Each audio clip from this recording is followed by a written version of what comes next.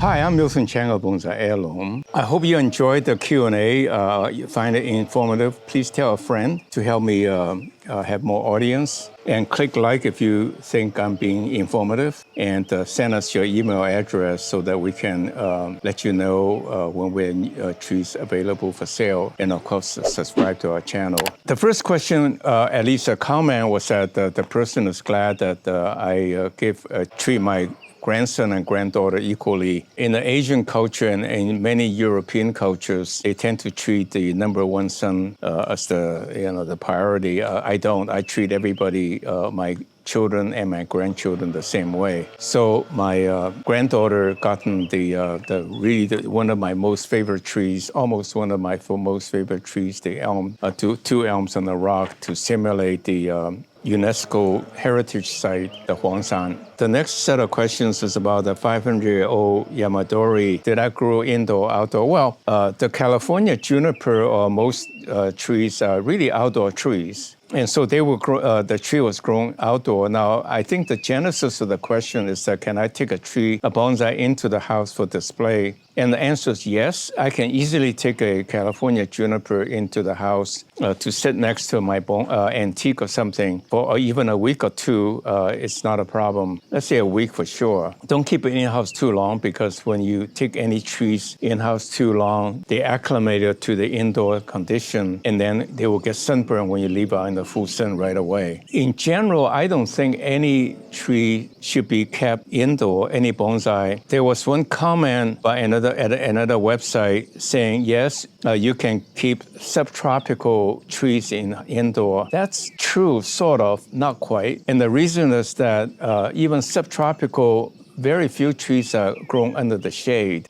So it's really had to be subtropical shade trees before you can make them as a houseplant. Some of them, like my favorite houseplant is the evergreen aglaonoma. That can be kept indoor very well, even the Dieffenbachia. Even that, they need a lot of light. So if you keep a ficus tree, for example, that's subtropical, it would do okay, but at least the trunk will get, or the branches will get flimsy and the leaves will get a little droopy and it's just not very healthy. So it will keep alive, but not really healthy growth. So grow your bonsai outdoor and take it in occasionally for display, that's fine. Get several bonsai so you can rotate them. And about when do you grow through very hot summer conditions like Texas, Arizona, where temperature can reach 100 degrees or so, perhaps even 3 or 5 months at a time? Well, juniper can take a lot of sun and a lot of heat, and many trees can. Just go to your garden and look at what the trees would do. And again, the problem with bonsai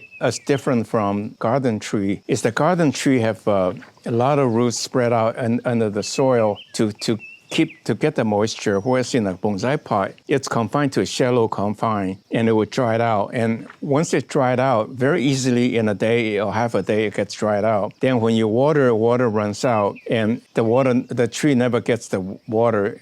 You think you're watering, but you're not. Please watch the next video in the Q&A this week. I will talk about our patented pot to solve that problem. I think that's a very incredibly important invention for bonsai, so innovation as well. So please stay tuned. Thanks for the pomegranate video. Basically, talk a little bit about fruit trees.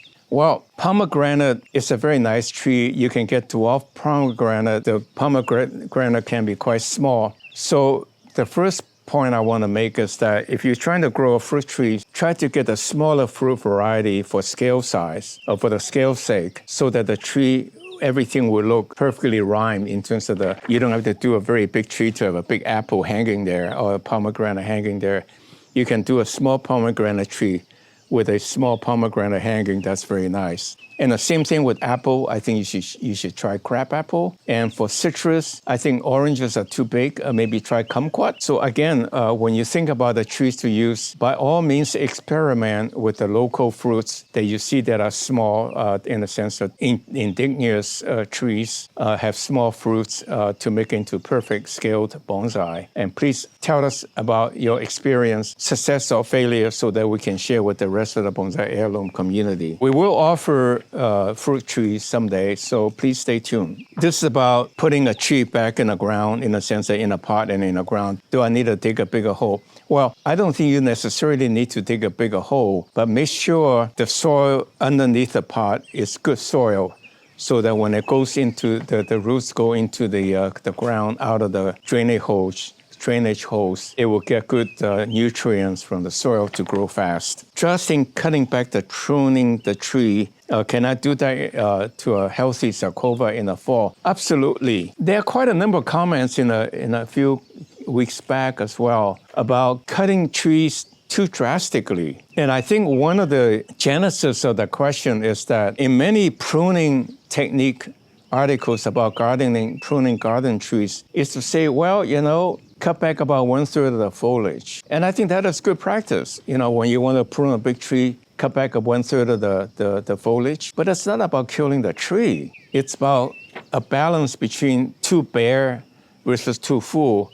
So if you cut it much more than 30%, the tree looks too bare. But in our case, when I do the bonsai, I really have no choice. And the reason is that I'm trying to shape the tree. At the later stage of the shaping, I cut less and less, and in fact start to create paths so that the tree will look full when you display it. So again, in an early stage of a pruning or reshaping, cut drastically. Unless you make drastic cuts, your tree will never be spectacular, right? It'll be drastically impressive. As it gets more closer to display stage, then I think you should cut less. But either way, you cannot kill a tree.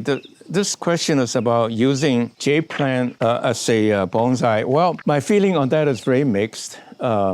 It's really kind of a succulent-like plant, so it's really, I'm a bit of a snob. I like to use traditional material. I think jade plant is a fine tree for informal bonsai, for have a little tree right next to your computer to look at. It's green. It can be kept indoor in a bright spot, although it will not grow vigorously indoor. I think that's fine. But if you want a classic tree that looks grand, mature as it matures, like I said, many landscaping trees are great-looking trees, but they never become spectacular trees. Where some trees may not be very spectacular, but when they get aged, they got this nice aged look that's really grand. So I think jade plant falls in the category. It's a really nice looking plant, but it will never be a classical, spectacular bonsai. That's my opinion. But again, you can make no mistakes. Please, by all means, keep a jade plant, but that's my humble opinion. And can you carve into these type of maple to help reduce the reverse tapering? Well, I think the question is really the following. Occasionally, you have not so much the top branches, the top trunk is bigger than the bottom, but it doesn't taper that much. Well, I don't know. I think the right way to do it is to, as I said, make the lower branch, the tips of the lower branch bend it up so that it will grow tall to thicken the bottom branch. When the bottom branch is thickened, it basically sucks the energy, the growth from the next level up to create the taper. So it's not going to create a taper instantaneously, but over time it will create a nice taper. So I'm sure you can cut back some to, I don't know, if you cut back some, it will heal back to look kind of okay, but it will look too contrived, not natural. But I would do encourage the growth of the side branches to cause the tapering. Is plastic pot or clay pot, bonsai pots better? Well, that's a big topic. Traditionally, it's used clay pot, and there's some belief that the clay absorbs some moisture to keep the bonsai alive. I don't think so. I think the pots are pretty fired, that it doesn't absorb moisture. So I think it's really more tradition and aesthetics. I think if you get a plastic bonsai pot that looks exactly the same color and the feel, the texture, Yixing pot, that should look okay, although most of them are not make that quite refined. Plastic pot is lighter, easier to carry around and ship. So both are okay, but I think aesthetic is fine. Someday I encourage to use any kind of pot, clay, porcelain or whatever, so long as it make the tree look good, complements the tree. So open your mind, artistic talent, and do whatever you like with bonsai. You can make no mistake, no rules, just do your thing. What is the meaning of jin? Jin is a Japanese word. I'm not sure exactly what the Chinese character, kanji character is, but it just means a dead branch that's being dried out as part of the design. And oftentimes, as you notice, a branch after you cut off, and when it dies, the bark will peel off. So eventually the trunk will look white because the wood would age by the weather, will weather. And so I suggest you peel the bark while it's still wet, in a sense, when it's still growing. When you cut off the green part, you peel it, then you peel nicely, easily, and then the bark, the jin will come out nice and white, like a very the branch being dead for a very long time on an old tree. Well, that is all for today. Again, I hope you like what you hear, and to give me some encouragement and brownie points. Please tell a friend to share this good information with your bonsai friend, or tell a friend who is not into bonsai to share with him this good hobby. It's really good for your mental health in terms of the meditation-like activities of mending, taking care of your bonsai. Please subscribe to our channel and send us your email address so that we can ping you when we have an announcement for product for sale. You'll be the first to know. Thank you very much, and I hope to see you next week. I look forward to it. Thank you.